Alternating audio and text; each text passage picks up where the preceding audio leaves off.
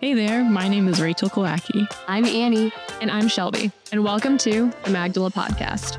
We know from experience that pornography, masturbation, and other sexual addictions are not just a guy problem. The need for women to be accompanied in their journey toward healing from addiction has gone sorely unmet, and that's why we're here. Magdala is a space where women can find hope, healing, and freedom from sexual addiction through support, community, and accountability. Here on the podcast, you'll find everything from testimonies to practical advice to discussions on how to live fully as a Catholic woman. You are not alone, and wherever you are on your journey, we welcome you to this table. I don't know if this is a heretical question, but if we were the three persons of the Trinity, who is who?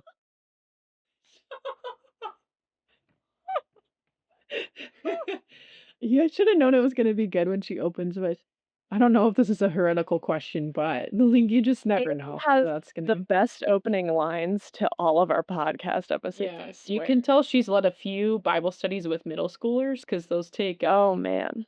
good. Well, as you guys think of your answers, I think my very off the cuff, like very initial answer is Rachel's father, just because she's the boss, and then Shelby's the son because she's sacrificial, and then I'm Holy Spirit because I feel like Holy Spirit can be unhinged. That's just my first off the cuff thought. You're also the most charismatic out of the It- three of us, so I think it fits. Maybe we reframe this as like, which person of the Trinity do we feel closest Closest as to. exercise of Yes. that you know Oh yeah. that And he's like, That's what I sure, said. that's what I meant. Totally. little less intense. Shelby deals with words, word, logos, son, boom, done. Oh, that's all right. good. Yeah. Well, I do feel like in my work, it just in the amount of stories that I receive, I do feel really close to like Jesus and his woundedness and his mercy. I feel really close to the merciful heart of Jesus Christ. Have you guys ever experienced the mercy of mercy? Oh my word! And there's the We're here- segue. We're here to talk about mercy today. Yes, welcome everyone as we talk about God's mercy to close out this podcast season. Whoever entrusted us with the podcast, it wasn't me, except it was. Okay. Anyway, That was you. it was me. No.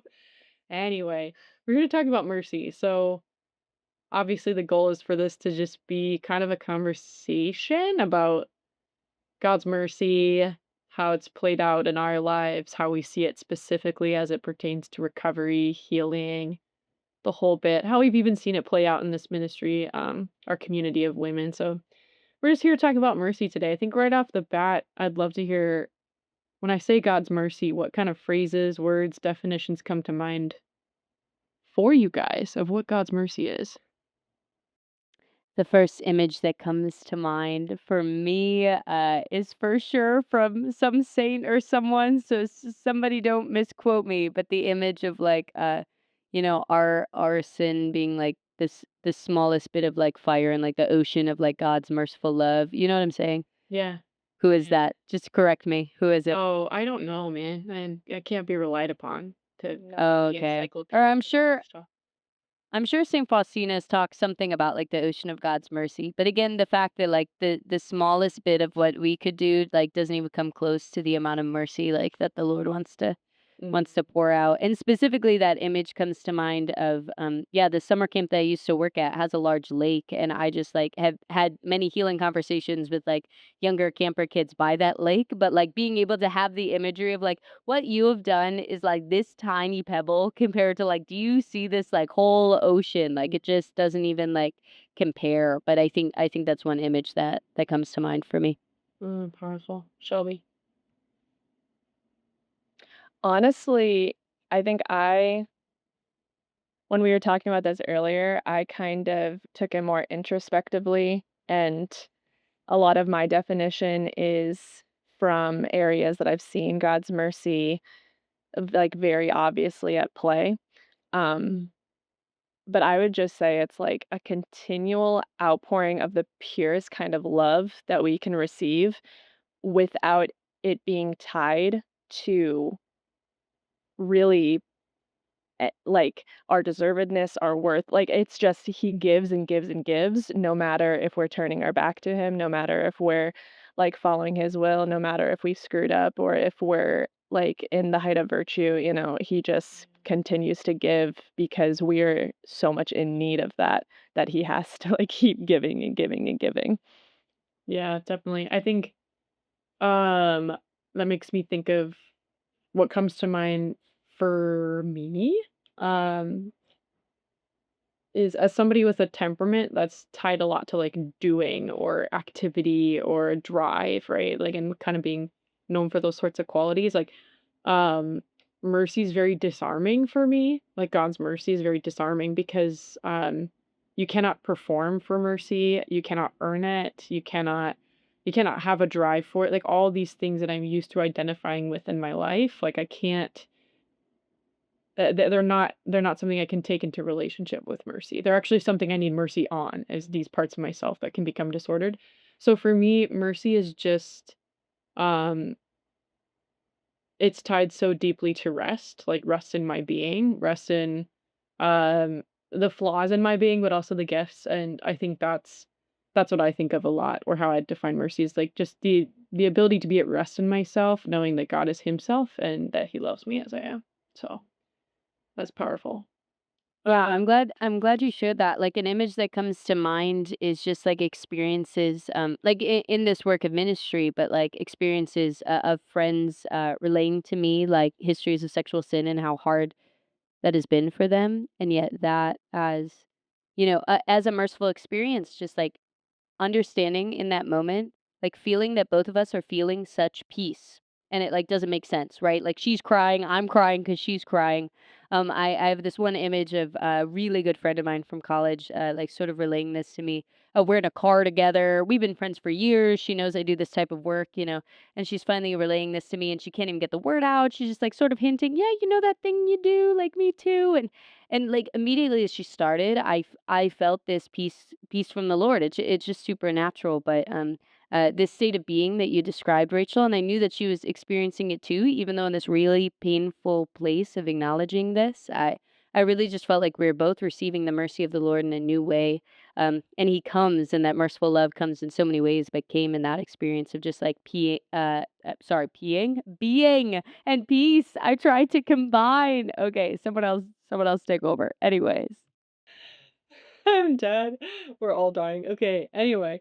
No, I think you're getting at exactly what I'm saying and how there's something very I think very ordered and very right about those moments that you're talking about and when we're in that position with the Lord of like receiving his mercy, recognizing our littleness, being with him and how massive and uh infinite his love is. I think there's something very ordered of like, ah, this is how it should be. Like there's something very right about that. And I think there are many qualities about God and his love that we feel that with, but I think mercy is one of them is like, oof, yes, this is right. That I am receiving this and in this position and in this relationship with this person who can be merciful with me and who is mercy itself. There's something very ordered there.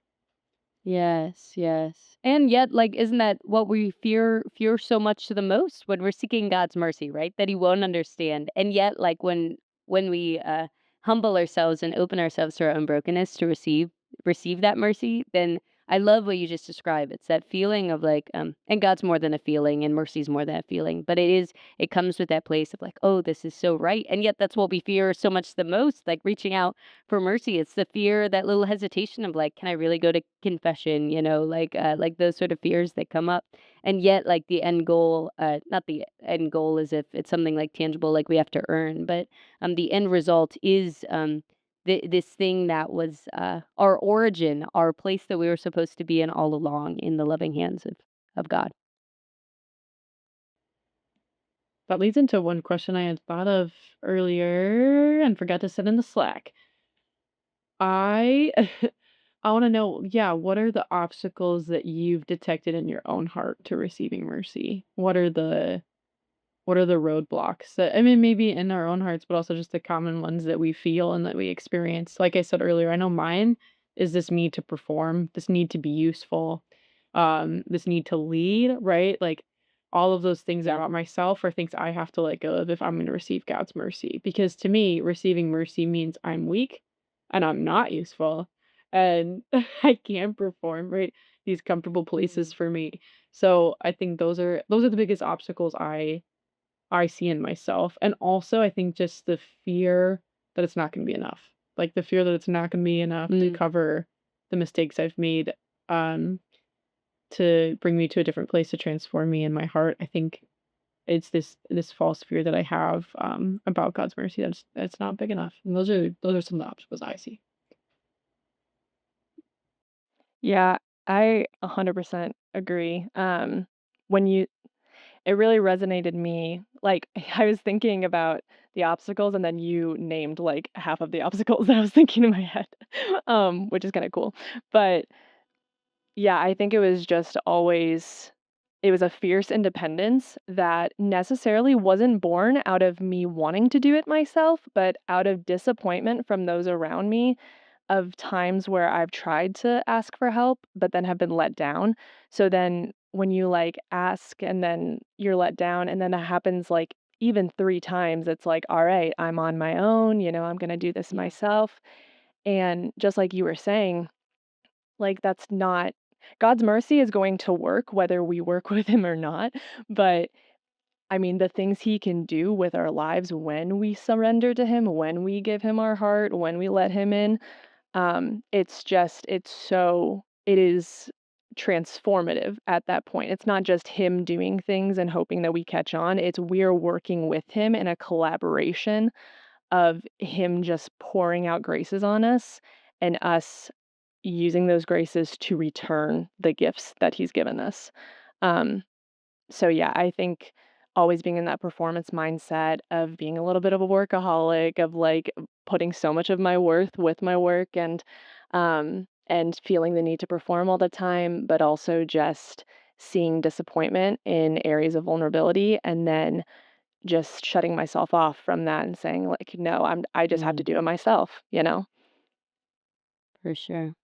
I see it in myself in pride and high standards are things that keep me from receiving mercy. High standards sounds like I should know better, right? Somebody else, and this is the common experience of so many people. It's like, oh, for sure, like I get it for them, like they can receive this thing, but I should know better, and that high standards comes from a pride, thinking I'm something special, which I am in the eyes of the Lord, but not in like you know what I'm saying. But I do think pride is one of the biggest roadblocks for me. And it shows up in that like hyper independence that both of you have been talking about.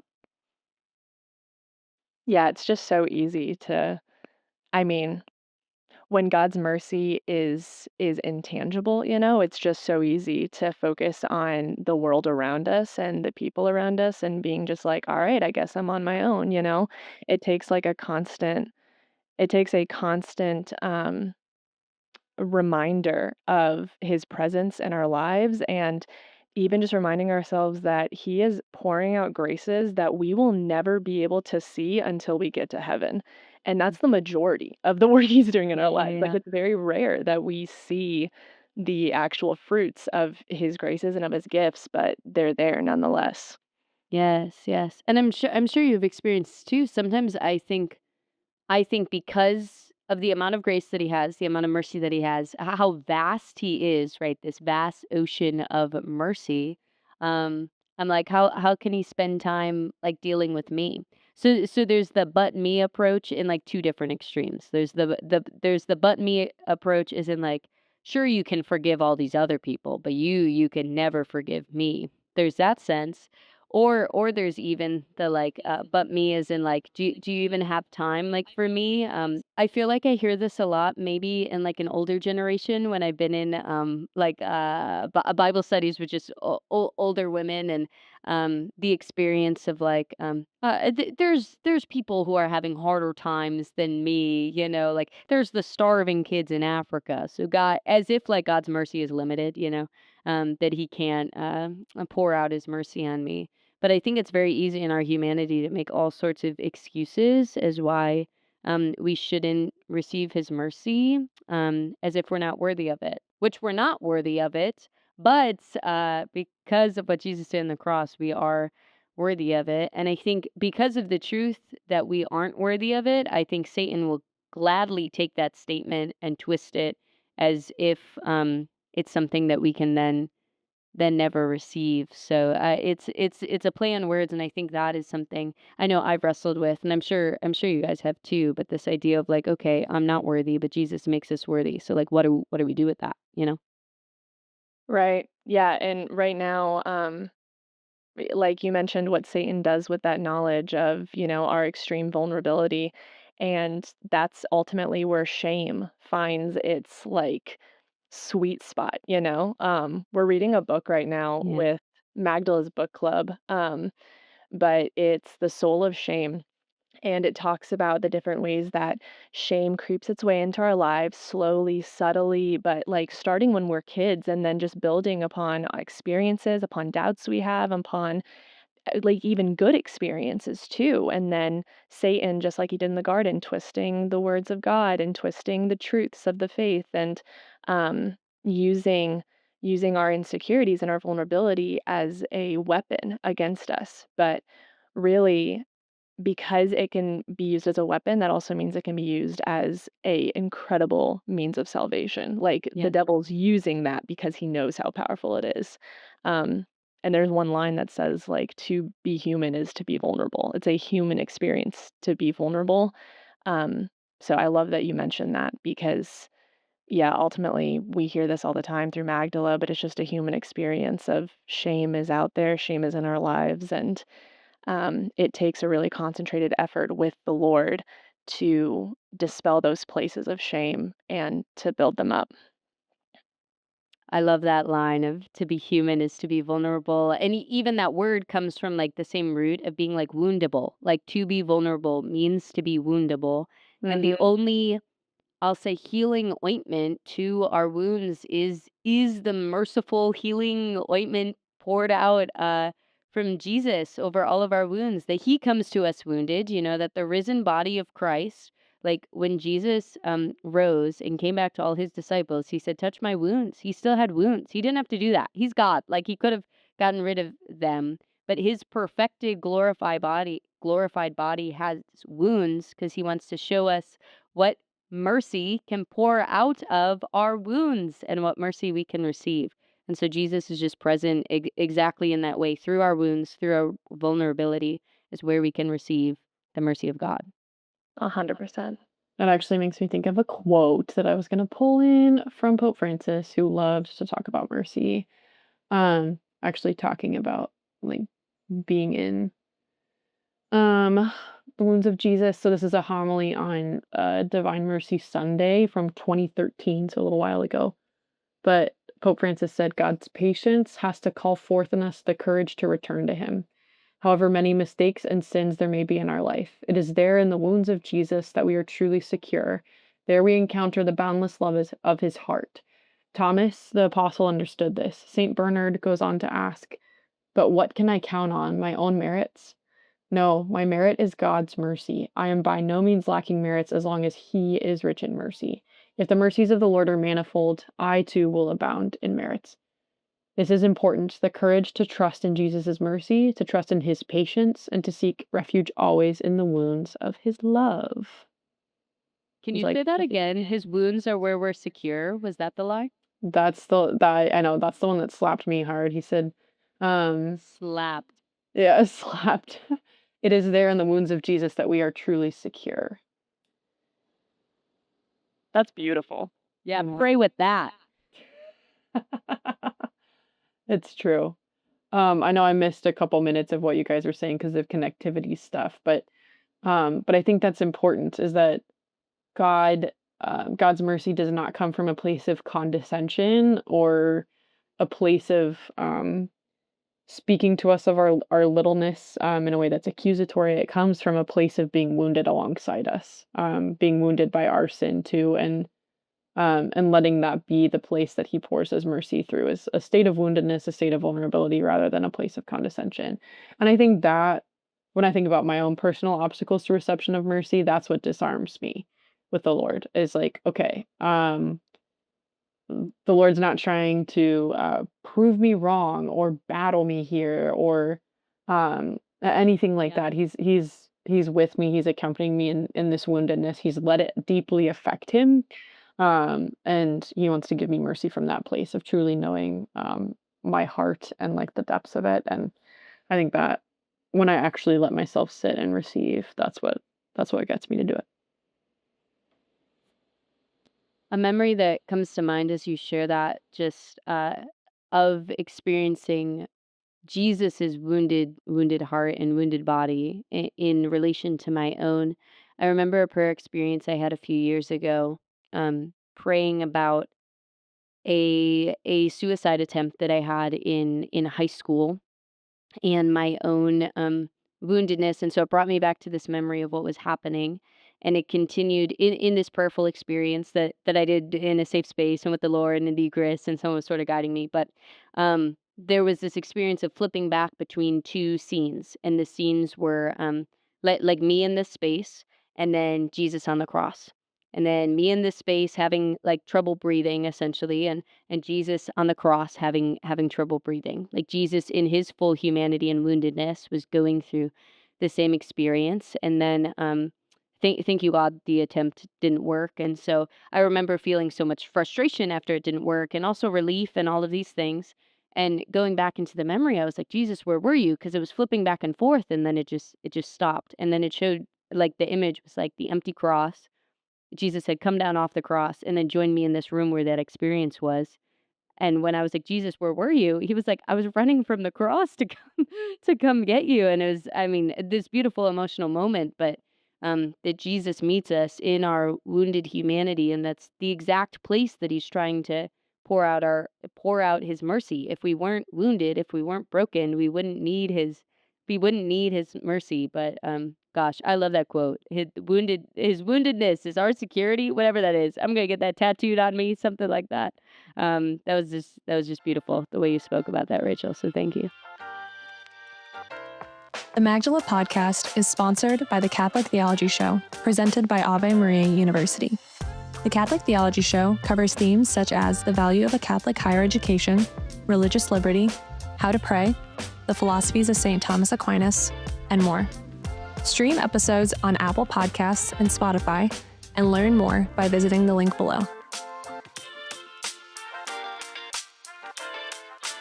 Thank you for sharing that, Annie. And yeah, I love how that you brought that up because it also reminds us that like God's mercy isn't always mercy that we ask for either, Like it is continual, it is ever flowing, but it may come in forms that doesn't appear to be like granting our desires, and it doesn't appear to be answering our prayer in the moment, but it really is for our ultimate vocation of heaven and for our salvation. Um, and I think Rachel touched on this a little bit, or at least this is where my mind went. She said mercy from things, and I think that's a really cool way to put it. It's not just to be looked at as like a gift of like mercy being poured out or mercy being given. It is mercy from things too. Like God's mercy has saved you from certain things. He has withheld you from certain opportunities he knew would not be good for you. Certain like jobs that you prayed for, certain relationships, certain guys you had a crush on, like he held you back from those things out of mercy as well as love. Um and when you were talking about like the suicide attempt and everything, I was thinking about when I was in college and was deeply depressed. And I remember going to bed like hoping that I wouldn't wake up because the pain was just too much. But then I woke up and I was like, God still has me breathing. Like it's not out of my power that I'm like breathing every breath. It is like worked into my nature that my heart is going to keep pumping and my lungs are going to keep breathing and my brain is going to keep telling my body like, okay, it's a go time. But I remember distinctly thinking like God is supplying the breath in my lungs. Like it's not me. I am far too weak at this stage of my life to be doing it. So it has to be him. He has to be the one that's like nudging me on. Um, So I love that No, you sorry. sharing. That's what I was gonna say before I got kicked out again, guys, is thank you for yeah, just thank you for sharing those really vulnerable spots, just like where um yeah, mental health or just where you're at with your own life. Like I know way too many people have suffered through those moments. So thank you for sharing. I think um yeah, I'd love to dive into the idea of worthiness too, because I think this is something that comes up at least a lot within Magdala. I know we're touching on this kind of backwards and forwards, but um and I know we've all kind of heard within our own small groups and then in our own healing journeys is that like I don't deserve God's mercy. I've fallen too far. And it's that proverbial too far. It's like what is too far, right? Um, and at this point, like all of us, we've worked with women struggling with addictions to pornography, women who are pretty deep in like promiscuity and hookups and kind of more sexual behaviors in the relationships. We've worked with women who are leaving sex work. And so I think for us, there is no too far. And I think that's a gift that we get to see kind of that little like taste of the Lord's heart of like there is nothing that's too far. But for all of us who feel that and have felt that, and then women in our community, like what does it mean to not be worthy of God's mercy, but to be made worthy? And just kind of that question. I don't know. I love your thoughts on that, guys.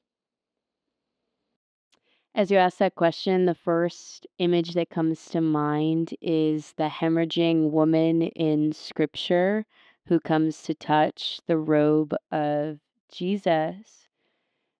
And I think you can experience if you've seen the image of this in The Chosen. Like I think The Chosen depicts these things beautifully and gives us sort of an image for it. But what happens and what you get to experience alongside this woman is 99% of her is completely hopeless. And yet there's this 1% of hope that says, "You know what? What the hell? Like like I have nothing else to lose." I don't know if I can say that on the podcast. Shelby can cut that out later. She can censor it. Anyways, but like it really is this like what else have I got to lose? And I've almost seen with a lot of the women that we've served who have come from this place of I'll say hopelessness or like I have gone too far, there's no way out. um, it takes a moment of desperation to turn your way out of that. The only way you can get out of that is by recognizing your dependence on the Lord. And to get there, sometimes you just have to be really desperate. And so I see that in the image of her like falling over just to like get the smallest touch, like just the fingertips, like on this robe, thinking that like if I could have the smallest touch, how much that would go.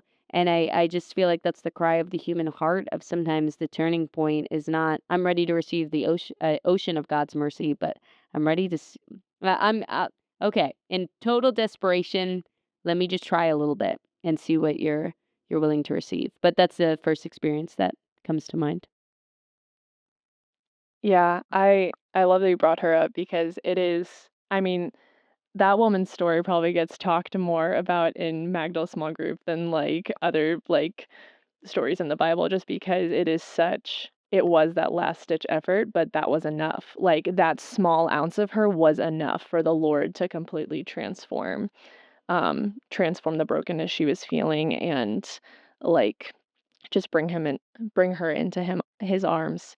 I also thought immediately of like Peter, when Jesus first meets Peter, "Depart from me, I'm a sinful man." Like, and Peter ends up being the rock of the church. Like, so I think the other thing that can happen when we experience God's mercy and when we come to terms with just how broken, how vulnerable, um how messy like we are, and then notice all the things that God has done for us, like, the crucifixion and death, obviously the passion of our Lord, but even just all the ways he's like worked through our lives that we haven't noticed or haven't thanked him for, it almost brings us closer to him in a more intimate way because we can appreciate the place we've been and then like dive deeper into the life that we want to live with him. Um, and we could become more like more tethered to that road. And I think it creates a special appreciation within the broken heart of how much God pursues us, even though we have made a fraction maybe of the effort to pursue him back. Yeah, I think this paradox of worthiness is that because of Christ's sacrifice, because of the nature of grace, and the nature of atonement as we understand it, it's when God looks at us, he sees his son. Like that's an incredibly powerful paradox is that we are unworthy in ourselves, but because of Christ's sacrifice for us, when the Father looks at us, he sees his son's sacrifice for us. And so we are unworthy of this sacrifice, but then by the sacrifice we're made worthy. And I think that's one of the most rich truths that we have in our theological tradition that we can just you can think about that and pray about that forever and ever, right? Is that like Christ supplemented himself, he put himself in our place and what that means both for our sin but also for our redemption. Um so you can probably hear my toddler in the background now too. Whoop, whoop. But um that's what I think of is just like with this question of worthiness is when it's like I'm not worthy of God's mercy, it's like we're not letting Jesus's redemption speak for us. And I think that is our pride, right? Saint Therese says there's no greater sin or sin that like offends God's heart the most is like what she says, than ingratitude. And so when we're sitting in that place of like I'm unworthy, which is so easy and I do it all the time, I think we're we are not letting the redemption of Christ speak for us and speak to us about who we are. So that's my thought about yeah, that unworthiness question. Oof. I'm glad actually that I could hear your daughter in the background because the imagery that was coming to mind to reveal like the mercy of God, I think of motherhood, the gift of life, the sacrifice of the body.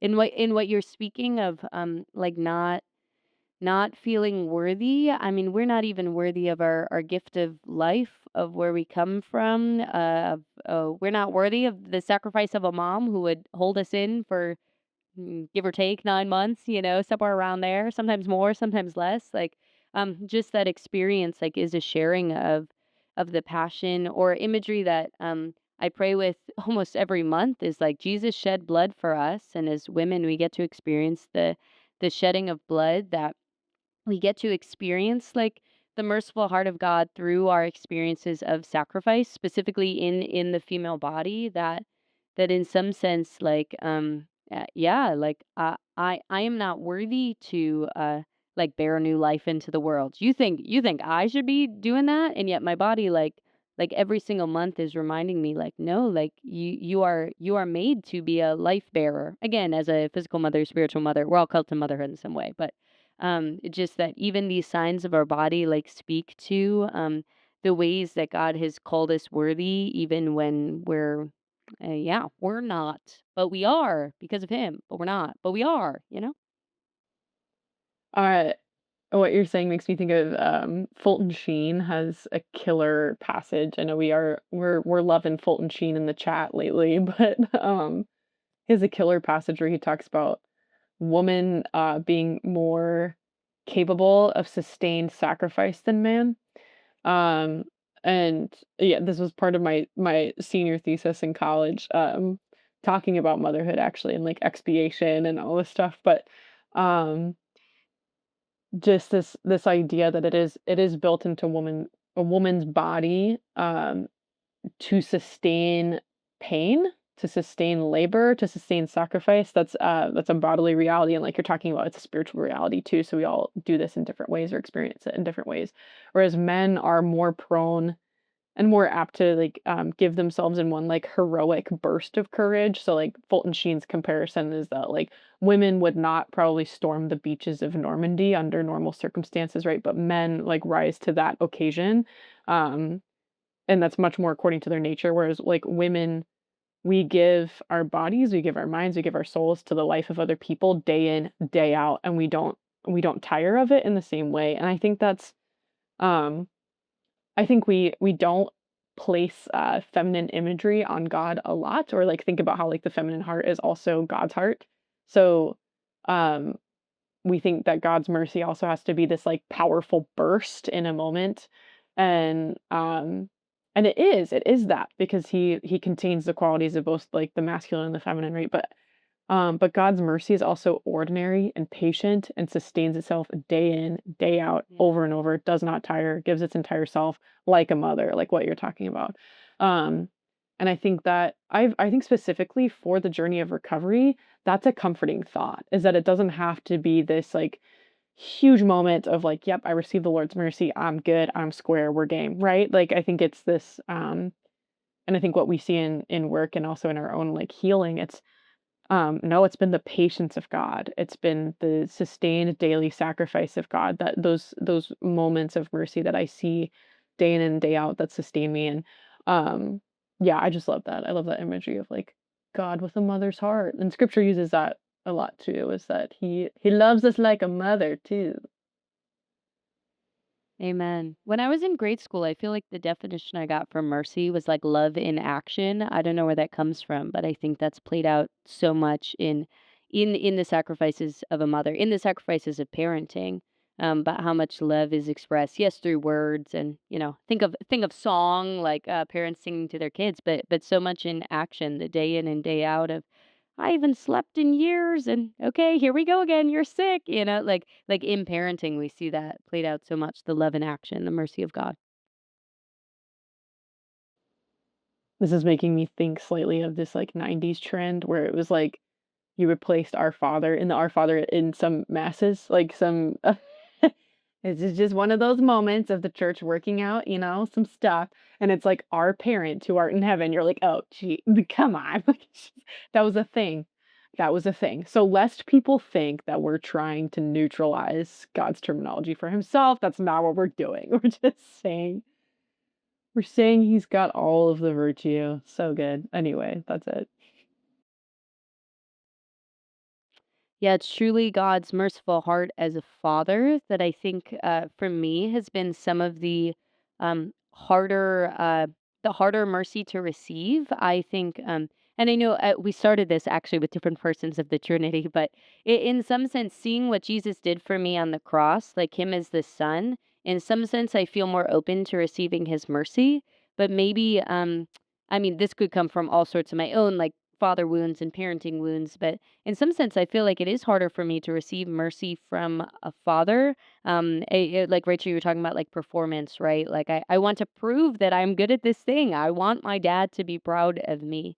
And so I'm actually glad this took like sort of a parenting lens where we got to talk about this because I do think even different ways that we relate to God, different ways that we've experienced God through parents, through priests who have shown mercy, through priests who haven't shown mercy, through our experiences of like dads, parents, mentor figures in our life will definitely impact the way that we receive the mercy of God or not receive the mercy of God. And I do think in my life, I think the mercy of a father figure is one that is harder to receive just from that lens. I want to be a good daughter and I want him to be proud of me. And so when I mess up, yeah, I am mad and I don't think I should receive his mercy. And that's my own broken humanity, but I think I have dad wounds. I think we all have dad wounds, but okay. Shout out to our dads and shout out to everyone. I don't know. No, I agree. I think this is also making me think of John Bellion has a new album called Father Figure that one of my friends told me about over the weekend, and I was listening to it on a plane back from a trip. And a lot of the themes are this though, is this idea of family, of bond, of love, like in the face of imperfection, in the face of our own failure. And I mean, him as an artist, kind of reflecting on his family, the opportunities for redemption there, of his own woundedness. And Pope Francis actually had some quotes too that I was pulling that because I just thought um, I think in so many ways he was the Pope of mercy, like he embodied mercy in a really profound way in his papacy, but um and that was a special like focus of his heart. But um he talks about that of how like mercy is both like receiving Christ and our woundedness, Christ's mercy, and then allowing it to be like allowing us ourselves to become a channel of God's mercy too. How that is like a very necessary part of receiving mercy is then becoming a conduit of it. When you think of like an electrical a charge, like becoming a conduit. But it's interesting to think about like with woundedness, that is like the way that we become a conduit of God's mercy is opening up our own wounds for people to be secure in. I think that's like a powerful part of what we get to encounter in our work is a bunch of women opening up their wounds for people to be safe in.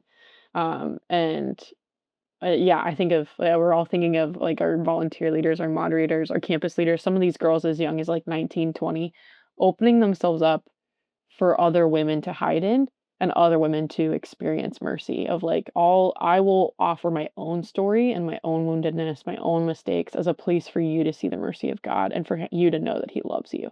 And what an incredible sacrifice that is that they do that, but like we have the opportunity to do that is just an honor and yeah, I don't know. I'm thinking in that vein too. Yeah, absolutely. And really, that's like what every small group is. It starts with the moderator opening up herself to, 6 to 8 women. And then after that first meeting, maybe even in that first meeting, each one of those women slowly over time, like open themselves up. And then they're not only healing from that element of opening their wounds and just feeling seen, but they're also helping not only their fellow group members feel seen and feel heard and to heal through their wounds, but also their moderator because healing's a lifelong journey. So it's a continual sharing of mercy and of just recognizing brokenness, but like keeping that light at the end of the tunnel of just like we're all walking towards this together and we're gonna do it, Like you have at least 6 new people who are going to do it with you, let alone like a whole community in Magdala and then countless other people that you're gonna meet throughout your life. As you share that, Shelby, I'm getting more convinced that mercy is contagious. I think that the more that we open up our wounds, what am I saying? I almost said it. I'm tripping over my words. Or I said moons. It was a mix of wounds and mercy. We do not need to moon everyone. That's no. That is Not not no. That's not the exposure I was talking about. What I meant to say was that opening our wounds does create this ripple effect of the mercy of the Lord. That truly, like when someone is vulnerable before you and their wounds open up, in some sense, it almost forces your own wounds to be open, unless you are actively fighting that. Like it's impossible. It's possible for that not to happen if you are actively like closed fists. But if you're at least open, then your wounds open, and the mercy that they've received that's overflowing now like pours into you, and just this overflowing like little waterfall of mercy. But as Shelby described, I think we experience that so much in group. But it's really contagious that when we are able to be receptive of mercy, as Rachel said, then we get to be conduits, fancy word, of mercy itself. Yeah, and it's really interesting that you brought that up because I had this thought earlier in the episode, but Fulton Sheen, we've already mentioned him. He talks a lot about like the ego and like, conquering the sense of I and the sense of what we want over other people, especially in like relationships, any kind of relationship you have, whether that be sister, spouse, mother, daughter. Um, it's all about service to the other, but it's really beautiful how in receiving mercy, we're actually it's not like we're receiving it to be selfish. To receive it is to be unselfish because it is recognizing that we are broken and we are in need of help, and not only do we receive the mercy from that, but it opens us up to being in service of other people, like you were saying, like we receive it and we're a channel of it. So it's just like you think of anything else of like, selfishness and you're like, "Oh, I just want all this for myself." But you can't do that with mercy because in order to do that, you have to recognize that you are so broken that you need like a figure more powerful than yourself to help you with every aspect of your life. And only through that like gift are you going to be able to attain anything you want, whether that be a job, a vocation, sainthood, like the small things to the large things. You cannot do any of it without the help of God. I just really like that we're popping off on Fulton Sheen. He's he's one of my faves. It makes me happy. Um, yeah, so many good thoughts. I think we could talk about this forever, but as we start to wrap up, and we just reflect on, yeah, for the women in our community or listeners of this podcast who are hesitating to encounter God's mercy, maybe just a word of encouragement for them of how to open themselves up to it. Okay, follow me here. I have a memory to share. I was probably in fifth grade, and it was a hot summer day, and I was taking my dog for a walk. But specifically, I was taking my dog on a walk to go visit like another neighborhood friend who was taking her dog on a walk. So it was like our way to have a play day at like a central part of the neighborhood, and both of our dogs were there. And we ended up going on a much longer walk, whatever. We hung out for multiple hours. It was hot, whatever. And so by the time I was walking back, my dog, her name was Pippi, like we were walking back and, Pippi was, like, panting so much she literally couldn't walk anymore, like, she was so fatigued, she couldn't walk anymore. So you can imagine, like, 5th grade Annie being like, "Oh my gosh, my dog is about to die. All we did was sit around, but I didn't give her water. My mom's gonna kill me." Like, so I remember, like it's just so funny. Thank you, Lord, for bringing back this memory. I'll get to a point in a second, but I remember, like, I picked up this dog. I still probably had like a half-mile walk home in the neighborhood. I was like sprinting home. I was talking to my dog. I was like, "Pippi, you're gonna be okay. We're gonna get through this, okay?" And I bring Bibby back and she gets some water and she's chilling. She lasted another, I don't know, gosh, maybe 10 years after that. So Pippi was fine for everyone who's curious about the dog. But I'm so thankful that Lord brought that memory to mind. First it came up when you asked that, Rachel. I was like, Jesus, what does this mean? And yet there's something in our humanity that speaks so much to the mercy of God that we see so much in other people that I think we have to receive that. Like in that memory, little fifth grade Annie was ready to sacrifice everything and anything for this dog that was in need. Even though I mean, like her heart was still beating, there was nothing like really that was going to kill her.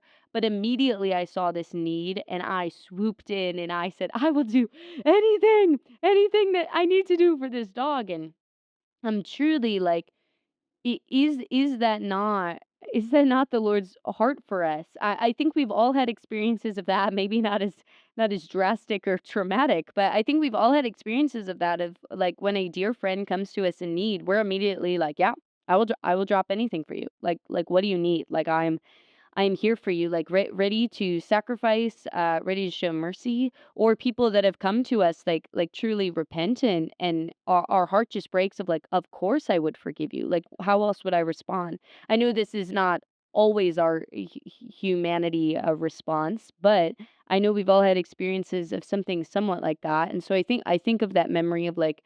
Is that not God's heart for us, ready to drop everything for us at every moment? At the slightest look of our discomfort and brokenness and sinfulness. And so I think that speaks to too. I just want to speak a word to any woman who feels like her stuff, her brokenness, her sinfulness. Um, it's just, let's just say, like, not on God's to-do list. It's like, yeah, it's probably a big deal, but he's got other things to do, sort of like that mindset. Or to my Pippi that just needed some water. So it's like, yeah, it's not really like that big a deal. Like I just want to speak that like Jesus is after your wholeness, and his number one focus, like at every point, is you. And like the reality is he's God, so he can do that. Like his number one focus is like me and Shelby and Rachel. So it's hard for us to comprehend that, but it's like his focus is you and your wholeness, and nothing goes unnoticed, and there's nothing um that he doesn't want restoration and healing and love and mercy for. If you've received mercy in one area, he wants to give it to you again and again and again. So I just want to speak, yeah, and share about the heart of Jesus that's endlessly ready to drop everything in pursuit to love us and show us mercy. And yeah, truthfully, it doesn't matter how small, how not far we've gone and how too far we've gone. Nothing's too far for the mercy of God. Yeah, in Magdala we ride for Pippi. So that was that was perfect. I love it. I think I'm thinking of the Greek word for, or just related to conversion, metanoia. It means like a turning or a turning around. So conversion is to like to switch our direction. And I think speaking to that feeling of excuse me, of like unworthiness or my stuff is too much, that kind of feeling, just thinking about that word of like a like turning around or conversion, like that's all he asks of us to receive his mercy is just turn around. He doesn't ask you to be 10 paces ahead of where you are. He does not ask you to be at the end of the road, my goodness, but he asks you to just turn your gaze somewhere else. Um, and just pivot, and now I'm thinking of friends like pivot, but you know what I mean? Like he just wants you to turn and look at him. And just for a moment, like just say like, yeah, Lord, I believe, help my unbelief. I do not believe I'm worthy, but I want to. Um, or believe that, yeah, you have made me worthy by your love and sacrifice. So I think that's my word of encouragement is if you find yourself kind of defeated by your shit and you're like, oh, it's too much, just turn. It's about turning the gaze. It's not about being somewhere you're not. Yeah, I don't have much to add to either of those because that I was just like sitting here and like like eating it all up. Um, but I did have a thought earlier when Rachel brought up the point that like God sees us as he sees Jesus on the cross. Like I was just really struck by that. I've never heard that before and I've never meditated with that before. But immediately I thought of, I think it's St. John of the Cross. He drew this image of the crucifixion from the Father's perspective.